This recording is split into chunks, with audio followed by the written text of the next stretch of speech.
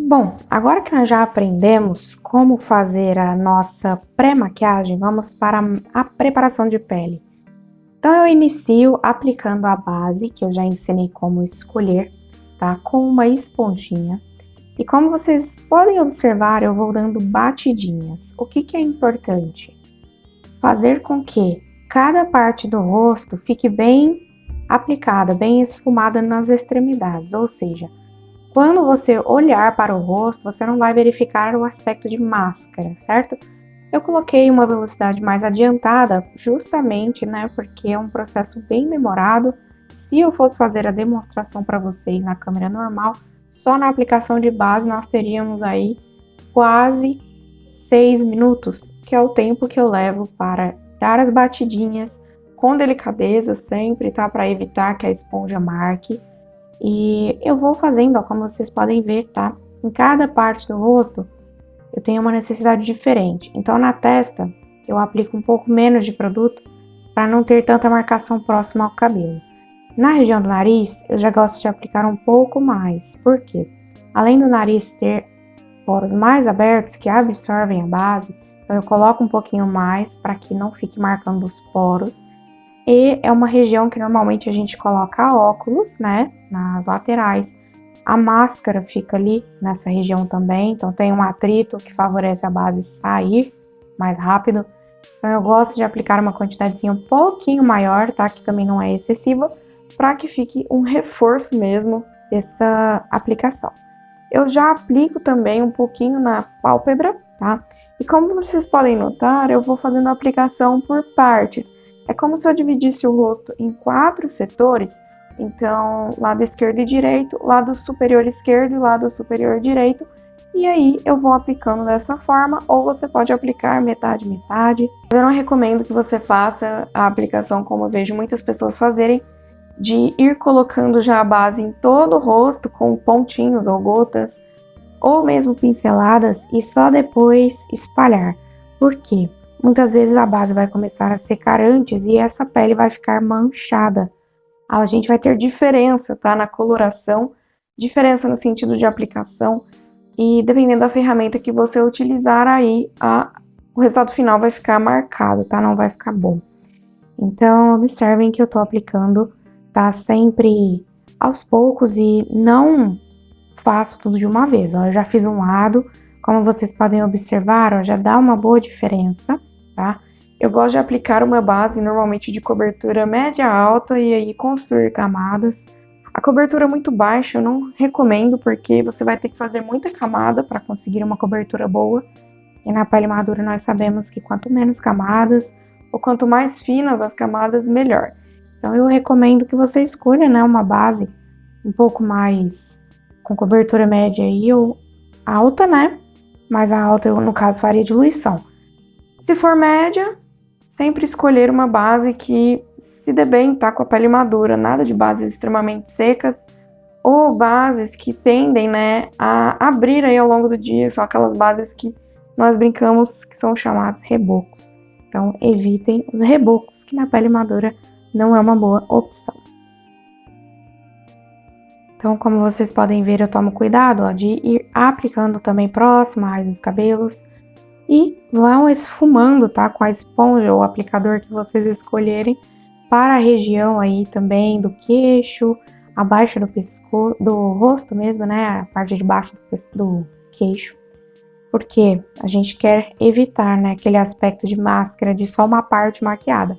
Então eu sempre dou uma descidinha, principalmente, tá, em modelos que tem vermelhidão na pele, porque senão, né, nós vamos ter aí uma divisória, uma parte do corpo vai estar bem uniforme, bem homogênea, e a outra parte vai apresentar vermelhidão, manchas, então cuidado, tá, com isso no momento de aplicação. Cuidado se você for uma pessoa que tem sardas, não façam a máscara, né, que não tem sardas e o pescoço e o resto do corpo tem. Então tenham sempre cuidado, né, com esses detalhes que vão fazer diferença no resultado aí final. Então, ó, estão vendo? Eu vou maquiando também o pescoço. Se a sua cliente tiver uma vermelhidão, por exemplo, de sol, ou você exagerou, ficou muito tempo, pode maquiar o colo também, tá? Que isso vai fazer com que você tenha um aspecto mais natural depois na fotografia também. Então, ó, eu tô fazendo a aplicação, vocês não estão vendo agora, mas eu estava aplicando um pouco no colo, porque ela estava com uma vermelhidão, tá? Então eu quis igualar aí realmente o tom. E aí agora eu venho com o corretivo. Eu sempre escolho o corretivo fino, tá? Para pele madura, a região dos olhos é uma região bem sensível e que tem muita tendência a acumular, porque normalmente tem bastante linhas, bolsas. Então tomem cuidado, escolham corretivos finos, fluidos. Eu recomendo o da Maybelline, que eu mostrei para vocês lá na aula de composição, né, de necessaire, de material. Então, deem preferência para corretivos assim, que espalham bem, tem boa cobertura e que não ressecam, não ficam ultra mate, mas que também não acumulem, tá? Tem que existir aí um meio termo entre os dois.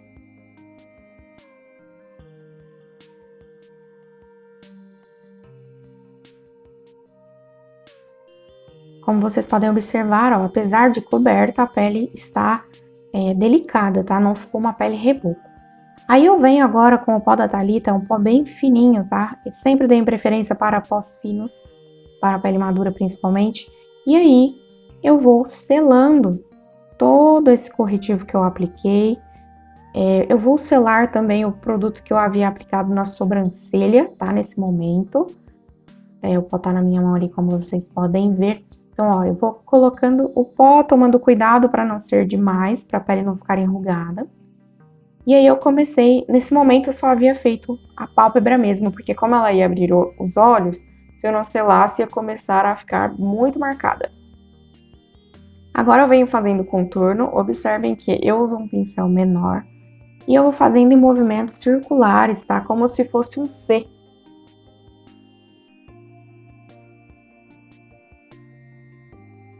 Então eu aplico tanto na parte superior das maçãs, tá? Em cima do osso da têmpora ali mesmo. E vou levando, tá? Sempre próximo à raiz do cabelo para ficar um sombreado natural.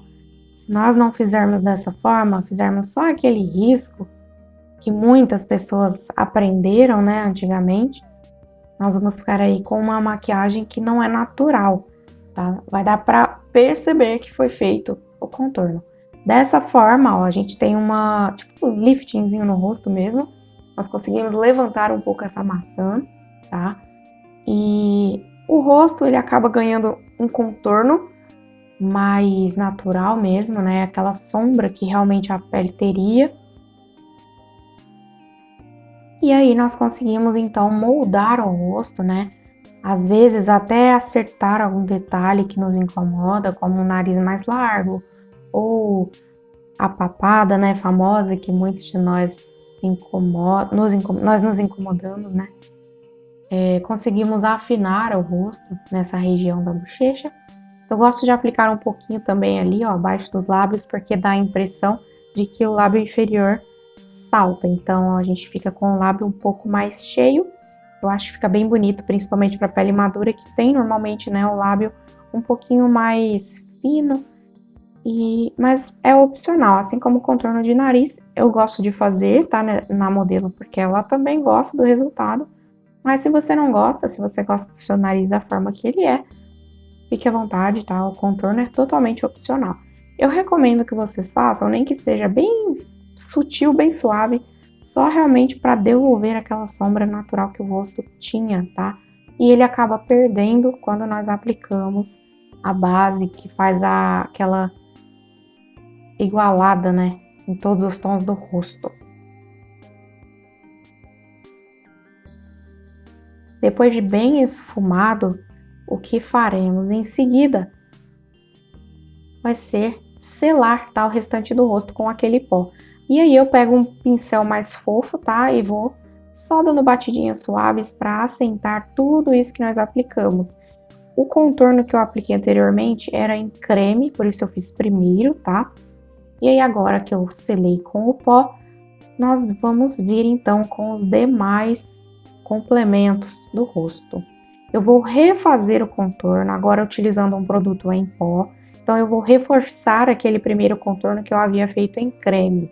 Esse passo é opcional, você vai fazer se você quiser que o seu contorno fique mais durável, tá? E se você quiser, né, ressaltar realmente, porque o pó, quando aplicado, ele acaba, né, tirando um pouquinho, vamos dizer assim, daquela cor que o contorno tem em creme, tá?